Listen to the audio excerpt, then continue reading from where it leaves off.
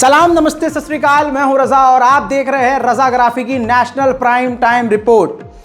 Title आप सुनकर हैरान होंगे पढ़कर, मादर सौदागर। जी हां, मैं तो लिखना चाह रहा था मादर चोर सौदागर। जी हां, लेकिन मेरी टीम ने कहा भैया थोड़ा ज़्यादा आग लग जाएगी, इसलिए जो है हमने थोड़ा कंट्रोल किया। लेकिन सच में मादर चोर सौदागर भी हैं। अब सवाल यह है कि ये मादर चोर सौदागर कौन है? तो आइए सीधा सीधा आपके सामने इस रिपोर्ट को रख रहा हूं। उत्तर प्रदेश की घटना है। मैं हमेशा कहता आया हूं, जो गौ माता के रक्षक बनते हैं वही भक्षक हैं। ये भगवाधारी तिलक लगाए जो गाय माता की बातें करते हैं और हिंदुत्व की बात करते हैं, असल में ये खुद अपनी मां के सौदागर हैं। मेरे दोस्तों, इस रिपोर्ट को अपनी स्क्रीन पर आप देखिए। यूपी जिला बरेली की पुलिस ने गौकशी करने जा रहे करनी सेना के गौ रक्षक के महानगर अध्यक्ष देवेंद्र कुमार सहित सईद खान अकरम को गिरफ्तार किया है। करनी सेना के महानगर अध्यक्ष राहुल सिंह वांटेड हैं। दरअसल उस्मान नामक किसान ने 2.5 करोड़ रुपए की जमीन बेची थी। इस जमीन पर राहुल देवेंद्र गैंग की गंदी नजर थी। तो अब कितनी सॉलिड प्लानिंग है, इस चीज से अंदाजा लगाइए कि पूरी प्लानिंग करनी सेना ने इसलिए करी ताकि वो गाय माता को ले जाकर पहले वो काटेंगे और गाय के कुछ अंश उस जमीन के ऊपर बिखरा देंगे और फिर अगले दिन वो जाकर हिंदुओं को ले जाकर वहां पर शोर मचाएंगे, जिसके बाद उस जमीन का ऑनर जेल में चला जाएगा और फिर उस जमीन पर करनी सेना हिंदूवादी मादर चोर जो अपनी मादर को चुराकर, यानी अपनी गाय माता को चुराकर काट कर उसके जिस्म का सौदा करके, उसकी जान का सौदा करके उस खरीदार को फंसाकर जेल में डालने वाले थे और उस जमीन पर कब्जा करने वाले थे, या फिर उस इल्जाम को लगाकर मोटी रकम वसूलने वाले थे। इस आई कार्ड को देख लीजिए, यह करनी सेना का आई कार्ड है। यह समझ लीजिए कि इसी तरह से ये लोग फर्जी हरकतें करते हैं और अगर ये यूपी के एक क्षेत्र से आई है तो सोचिए पूरे भारत में करनी सेना और हिंदूवादी संगठन किस तरह से इसी तरह से काम करके मुसलमानों को फंसाते होंगे। ये मुसलमानों को गाय कशी, गाय काटने के नाम पर फंसाए जाने वाला पहला कांड नहीं है, ऐसे सैकड़ों कांड पहले आ चुके हैं। बहरहाल उत्तर प्रदेश पुलिस ने सतर्कता बरतते हुए इस सेंसिटिव माहौल में उन करनी सेना के सीनियर लीडरों को गिरफ्तार कर लिया है। अब इस मादर चोर को देखिए जिसने अपनी मां का सौदा किया। दोस्तों, ये गौकशी में मोस्ट वांटेड ठाकुर राहुल सिंह करनी सेना का बरेली जिला अध्यक्ष है। आप समझ रहे हैं खेल कितना तरीके से चल रहा है। हिंदू संगठन से जुड़े हुए ऐसे लोग पूरी प्लानिंग के साथ मुसलमानों की जमीनों पर कब्जा करते हैं, उनके घरों को लूटते हैं और सीधे साधे हिंदू भाइयों को बहकाकर अपनी टोली में शामिल करके उनको भी क्रिमिनलाइज कर देते हैं। मेरे दोस्तों, ये रिपोर्ट कंफर्म है, इसमें कोई दो राय नहीं है। दैनिक भास्कर से लेकर न्यूज़ 24 पर भी ये रिपोर्ट मौजूद है। मेरे दोस्तों, सोचिए अगर ये मुसलमान होता तो, सोचो विपक्षी नेता से ये लोग संपर्क में होते तो, सोचो किसी गैर भाजपा राज्य की घटना होती तो क्या होता। सवाल यह है कि अब कहां गए गौरक्षक दल, अब कहां गए बजरंग दल, अब कहां गए बिट्टू बजरंगी, अब कहां गए वो सुअरेश चक्रवाणे, अब कहां गए वो तमाम हिंदू संगठन जो अपनी मां की रक्षा के लिए मुसलमानों को काटने की बात कर देते हैं। कहां गया वो काला सुअर जो जगह जगह पूरे भारत में नफरत फैला रहा है और अपनी भारत मां की गोद को नफरत की आग से गंदा कर रहा है। यूपी में याद होगा, एक महिला प्रिंसिपल ने मुस्लिम विद्यार्थी को थप्पड़ पे थप्पड़ मारा था। अब कोर्ट ने साफ तौर से कहा है कि उत्तर प्रदेश की जो सरकार है उसकी नीयत सही नहीं है। यूपी सरकार अपनी भूमिका में पूरी तरह से विफल रही है। इसीलिए मुसलमानों से मैं ये कहता हूं कि संविधान पर भरोसा रखिए। हमारे इस खूबसूरत भारत में संविधान मजबूत है, बस कानून का वो दुरुपयोग कर रहे हैं। लेकिन अगर सही तरीके से कानून का इस्तेमाल करके जिसे कहीं पीछे पड़ जाना चाहिए, अगर ये काम मुसलमानों ने प्लानिंग के तहत करके पूरे समझदारी से कानून का इस्तेमाल करके ऐसे मामलों पर नज़र रखी और केस लड़े तो यकीनन हमको जीत मिलेगी। सबसे बड़ा एग्जाम्पल हमारी बहन बिल्किस बानो का सामने है। कहा जाता है कि डबल इंजन की सरकार है, लेकिन हकीकत यह है कि यह दोगली सरकार है। लाइव एग्जाम्पल, आप इस चेहरे को भूले नहीं होंगे।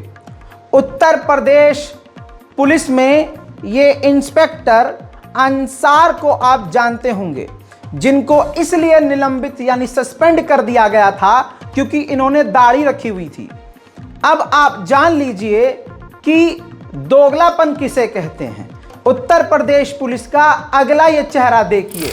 क्या नाम हुआ सर आपका? अरे ले निकल देखिए, यहाँ उत्तर प्रदेश पुलिस भी जो है ना वो राममय हो चुका है। राम के भक्ति में जो, अरे घबराने की जरूरत नहीं है आपको। यहाँ राम भक्त की सरकार है, आपको सस्पेंड नहीं किया जाएगा सर, एकदम नहीं किया जाएगा। देखा दोस्तों, धार्मिक नारों के साथ पुलिस अपनी ड्यूटी पर होते हुए माथे पर धार्मिक चीजें लिखकर धार्मिक रंग में डूबी हुई है। तो भारत में कानून मुसलमान के लिए कुछ और हिंदू के लिए कुछ और इस भाजपा सरकार ने बनाया है। इस रिपोर्ट के इस अंश में आपको पता चल चुका है कि जो गाय माता की बात करते हुए गाय रक्षा की आड़ में मुसलमानों का कत्ल कर रहे हैं और कत्ल करने के लिए उकसा रहे हैं, वही कितने बड़े मादर चोर हैं। जी हाँ, वो कितने बड़े मादर सौदागर हैं। मेरे दोस्तों, इसके अलावा इल्ज़ाम मुसलमानों पर कई तरह के लगाए जाते हैं। आइए मादर सौदागरों का एक और रूप दिखाता हूं। आज तक का ये प्रूफ मौजूद है। हाल की ये रिपोर्ट है राजस्थान अलवर की। गाय के साथ बलात्कार करने वाला युवक गिरफ्तार हुआ है और इससे पहले ये राहुल बलात्कारी, जिसने अपनी मां यानी गाय का बलात्कार किया, 2 बार पॉक्सको एक्ट के तहत बलात्कार के तहत जेल जा चुका है। ये रेगुलर रेपिस्ट है और आप समझ लीजिए कि इसने अपनी मां को भी नहीं छोड़ा। सवाल यह है कि राहुल की जगह ये रिजवान होता तो अभी लवड़े ने भुजम लवड़ भास्कर क्या क्या माइक पर चीख रहे होते और इन एग्जाम्पलों को दे देकर हमारे सीधे साधे हिंदू भाइयों और बहनों को उकसाते। बहरहाल राहुल गिरफ्तार करके जेल भेज दिया गया है। यकीन जानिए, आज तमाम रिपोर्ट ऐसी आ रही हैं कि जिस शय का नाम लेकर ये मुसलमानों को बदनाम कर रहे हैं और मारने के लिए लोगों को उकसा रहे हैं, ये खुद कितने गंदे और घटिया हैं। अपनी माँ के सौदागर, अपनी माँ के बलात्कारी, ये दोनों क्लियर हो गया। अब न्यूज़ 24 का सोर्स है। इसके अलावा आप गूगल करेंगे तो हाल में ही एक बड़ी खबर सामने आई है कि कोटा की गौशाला 12 दिन में 175 गायों ने दम तोड़ दिया है। आप समझ रहे हैं, ये हो रहा है, लेकिन इस पर कोई बोल नहीं रहा है। आइए अब शलवारबाज बाबा की दोगलापंती आपको दिखाऊं। बाबा कांडदेव ने ऑन स्टेज, ऑन कैमरा, अंतर्राष्ट्रीय मीडिया के सामने ओबीसी बोलकर ओबीसी का विरोध किया, अपमानित किया, उनको नीचा दिखाया और अचानक से अपने आप को चतुर्वेदी और पता नहीं कौन सा वेदी बताने लगे। ये वीडियो वायरल हुआ। फिर जब इनसे सवाल किया गया तो पूरी तरह से अपनी बातों से पलट गए। लेकिन पहले आप वो वीडियो देखिए जो पहले वाला है। मेरा मूल गोत्र है ब्रह्म गोत्र और मैं हूं अग्निहोत्री ब्राह्मण हूं मैं। हाँ बोलो बाबा जी, आप तो ओबीसी हो, ओबीसी वाले ऐसी तैसी कराए। मैं हूं अग्निहोत्री ब्राह्मण, मैं हूं वेदी ब्राह्मण, मैं हूं द्विवेदी ब्राह्मण, मैं हूं त्रिवेदी ब्राह्मण और मैं हूं चतुर्वेदी ब्राह्मण। 4 वेद मैंने पढ़े। ये हुआ। अब इसके बाद जो हुआ, अपने बयान से हमेशा की तरह पलटे और पत्रकार यहां गोदी मीडिया का जो जहरीला टट्टीखोर पत्रकार है, आप देखिए बड़ी चतुराई से वो ओवैसी का नाम बाबा के मुंह में डालता है। मेन मुद्दे से सारा ध्यान हटाकर बाबा कांडदेव ने ओवैसी को ही उल्टा सीधा बोल डाला। इसमें गोदी मीडिया का भी अहम रोल नजर आया और बाबा कांडदेव का भी। ऐसा हमने तो कोई बैन नहीं दिया। आपने बोला था ओवैसी के ऐसी की तैसी, ओबीसी के ऐसी की तैसी। ओवैसी तो वो तो उल्टा दिमाग का है, उसके बारे में क्या? तो पतंजलि बॉयकॉट का जो चला रहे हैं, ऐसा देखो, ओवैसी उसका उसके पूर्वजों का हमेशा देशद्रोही सोच रहा है, उसके बारे में हमको कोई गंभीरता से नहीं सर। ओबीसी का नहीं है, ओबीसी का हमने कभी कुछ उल्टा नहीं बोला। चतुर्वेदी और फलाना वेदी औकात सामने आ गई इनकी। हकीकत ये है, आपको पता है पतंजलि के जितने प्रोडक्ट हैं 90% अपनी चेकिंग में फेल हो गए हैं। कोर्ट ने कहा है कि तुम्हारे हर प्रोडक्ट पर 1-1 करोड़ का जुर्माना लगेगा।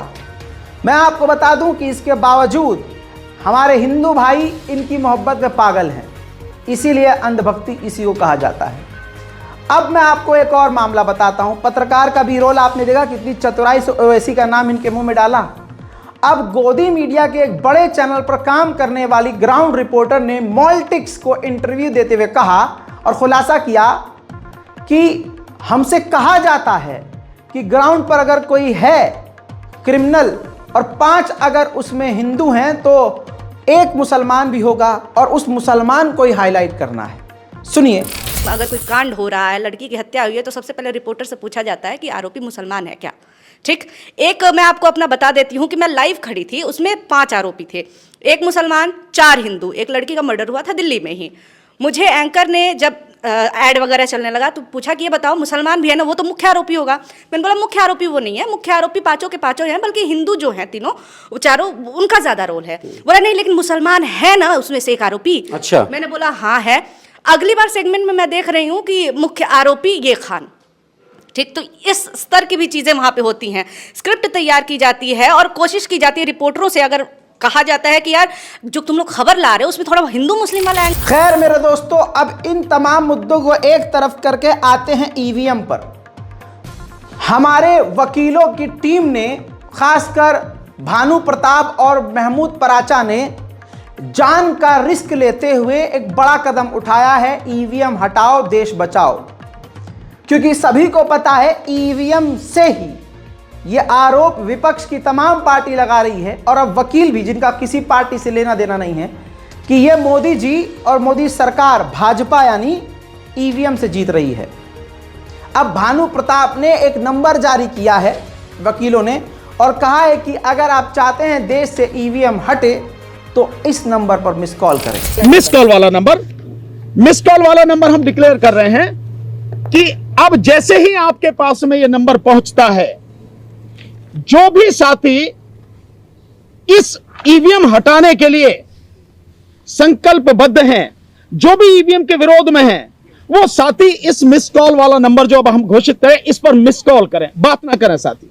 नंबर मैं आपके सामने बोलता हूं, 966 77 22 062। देखा दोस्तों, अब इसी दौरान राम मंदिर का, जहां समझ लीजिए उद्घाटन होने वाला है, पूरे देश में तमाम मुद्दों को नाली में बहाकर सिर्फ राम मंदिर चलाया जा रहा है, ताकि हमारे हिंदू भाई सारे मुद्दों को भूल जाएं और वो कह दे कि हमारे अपने कोरोना में मरे हैं तो मरने दो, सड़ने दो, आगे भी मरेंगे, पेट्रोल 5,000 रुपये लीटर मिलेगा, हम लेंगे, भूखे मरेंगे, टट्टी खा लेंगे, पेशाब पी लेंगे, लेकिन हमें यही चीज़ चाहिए थी।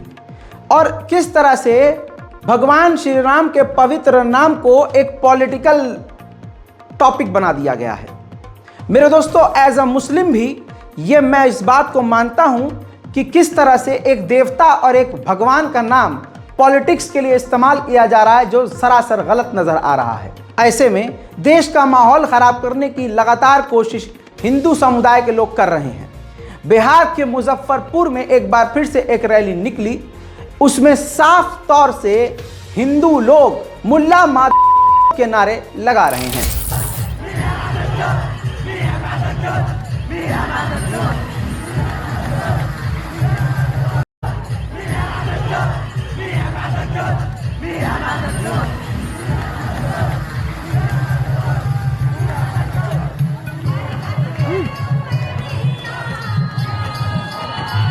मेरे दोस्तों, ये एक मसला नहीं है, ऐसे तमाम मसले देश के कोने कोने से आ रहे हैं। मुसलमानों से अपील है, शांति, हिम्मत और सबसे ज्यादा सब्र और दिमाग का इस्तेमाल कीजिएगा, क्योंकि प्लानिंग उनके पास है। जानबूझकर मुस्लिम एरिया से निकलेंगे जहां मुसलमान ज्यादा बसते हैं।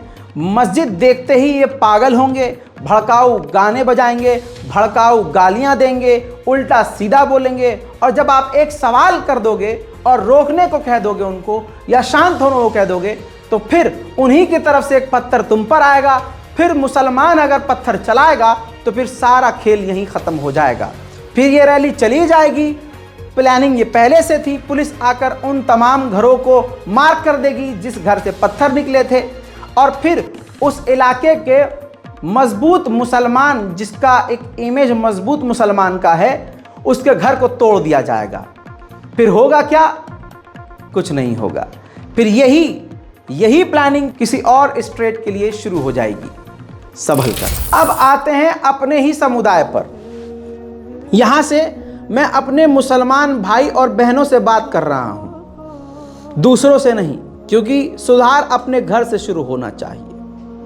मैं ये नहीं कहता लड़कियों से कि रील मत बनाओ, मैं ये नहीं कहता कि तुम एंजॉय मत करो, मैं ये नहीं कहता कि ये मत करो वो मत करो। बस इतना कहता हूं कि गुनाह ऐसे करो जिसका दिल में ये हो कि शायद अल्लाह माफ कर देगा, शायद अल्लाह माफ कर देगा। बचो वैसे तो।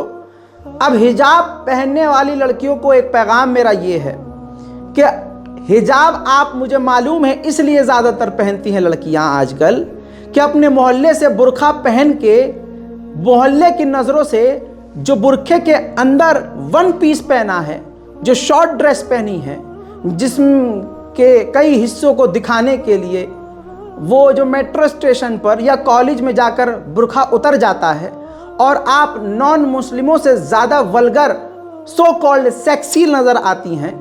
आपको बता दूं कि आप अपने हिजाब के साथ धोखा नहीं, बल्कि इस्लाम के साथ, अल्लाह के साथ, अपने ज़मीर के साथ धोखा कर रही हैं। या तो हिजाब पहनो तो ऐसा पहनो कि उतरे ना, और अगर नहीं पहनने के औकात है तुम्हारी तो पहनो ही मत। नंगा नाच करो, नंगी हो जाओ सोशल मीडिया पर, कोई मुसलमान तुमको टोकेगा नहीं। लेकिन वो तमाम मुसलमान भी गलत हैं। इनको बढ़ावा देने वाला कौन है? जो नंगी फहश इंस्टाग्राम की रील, खासकर मुसलमान लड़कियों की जो रील्स होती हैं, जो गलत चीज़ों पर बनाई गई हैं, नाचते हुए, गाते हुए। केरला की लड़कियों को देखिए आप, सो कॉल्ड मुसलमान, जीन्स ढीली पहन ली चौड़ी, ऊपर से चौड़ी शर्ट पहन ली, बस एक दुपट्टा जो है ऐसे करके, मैं कैसे आपको बताऊं, माफ कीजिएगा माइक लगा हुआ है, आवाज़ थोड़ा सा फ्लक्चुएट हो सकती है। बस ऐसे कर लिया, अब नाच रही हैं। तो इससे उनको लगा है कि ओहो, जिब्रील खुश हो जाएंगे कि वाह वाह मेरी बहन, तूने तो नया इस्लाम डिस्कवर किया, इससे तेरे सारे गुनाह माफ होंगे। वल्लाह बीवी नाचो। अब वो नाच रही हैं क्योंकि सर पर दुपट्टा है, नाचते हुए दुपट्टा है। और ये ट्रेंड चल रहा है पाकिस्तान से। पाकिस्तान में शादियों में खुल्लम खुल्ला नाच गाना अय्याशी। अब भारत में भी वही। अब एक बात बहुत पते की आई है, हमारे हुजूर पाक सल्लल्लाहु अलैहि वसल्लम की हदीसों को मानना मेरे और आपके औकात से बाहर है। अगर एक हदीस को भी हम फॉलो करें तो हमारी जिंदगी पलट जाए भाई। शादियों में खर्चा कम होना चाहिए, लेकिन हमें नवाबगिरी दिखानी है। लोन लेके भाई साहब बारात लेके जाएंगे, लोन लेके वलीमा करेंगे, लोन लेके सारी चीजें करेंगे, ताकि अय्याशी में, दिखावे में कोई कमी ना हो। अब जहां आप अंधा खर्च कर रहे हो, शैतानी काम कर रहे हो, कमाल की बात यह है कि कोई भी नेक काम करने से पहले बिस्मिल्लाह करना चाहिए। यह बेसिक रूल है इस्लाम का, मुसलमानों के लिए। सीधी बात है ना, गलत तो नहीं बोल रहा हूं ना। गलत बोल रहा हूं तो भाड़ बजाइए, माफी भी नहीं मांगूंगा मैं। गलत बोल ही नहीं रहा हूं, अल्लाह मेरे साथ है, हस्बी अल्लाह व निअमल वकील। मेरे दोस्तों सोच के देखिए, जब एक नेक और छोटा सा काम करने के लिए अल्लाह हुक्म देता है कि बिस्मिल्लाह करो, तो सोचिए हम इतना बड़ा शादी का फैसला लेते हैं और नई जिंदगी शुरू करते हैं। बिस्मिल्लाह तो छोड़िए, निकाह से 4 दिन पहले दूल्हा और दुल्हन के घर में खूब अय्याशी चल रही होती है। हल्दी के नाम पर नंगाई चल रही होती है। नामहरम लड़के को लड़कियां हल्दी के नाम पर छू रही होती हैं। डांस चल रहा होता है, डांस पार्टी हो रही होती है, सारे गलत काम हो रहे होते हैं। बारात में ढोल ताशा बैंड बाजा चल रहा होता है। शादियों में लड़का लड़की मर्द औरत एक ही जगह, बेपर्दगी। जो 12 महीने औरतें और लड़कियां हिजाब करती हैं, ऐसे हिजाब पे लानत जो बारात और वलीमे में हिजाब उतर जाता है। बुरा लगेगा, बहुत बुरा लगेगा, लोग मुझको गाली बकेंगे, लेकिन मेरे पे कोई फर्क नहीं पड़ता, क्योंकि ये अल्लाह मुझसे काम ले रहा है। मेरी औकात कुछ नहीं थी। 3 साल पहले मैं ये सब बोलता तो कोई सुनता भी नहीं। अल्लाह ने मुझसे ये काम लिया और मैं मानता हूं इस वक्त मेरी जबान से जो निकल रहा है और जो मेरे दिल में आ रहा है, क्योंकि ये स्क्रिप्ट नहीं है, ये अल्लाह ने मेरे दिल में डाला है और इसको आपको एक्सेप्ट करना होगा। यही कड़वी सच्चाई है। लड़कियों को मुझे उम्मीद है समझ में आ रहा होगा। जो लड़कियां नॉन मुस्लिम लोगों के साथ रिलेशनशिप में हैं, उनको अच्छे से मालूम है कि वो बेवकूफ़ नहीं है। ये जानबूझकर भाई ओयो जा रही हैं, अय्याशी कर रही हैं, रील बनाकर हिंदू लड़के के साथ डाल रही हैं, तो वो बच्ची नहीं है। जानबूझकर ये हो रहा है, जानबूझकर किया जा रहा है। समझदार को इशारा काफ़ी। इतना खुलकर किसी की हिम्मत नहीं है कि बोले, क्योंकि अपने ज़्यादा नफ़रत करने लगते हैं और मैं इस नफ़रत का शिकार हूँ, लेकिन अल्लाह मेरे साथ है। रिपोर्ट को शेयर कीजिए। जय हिंद।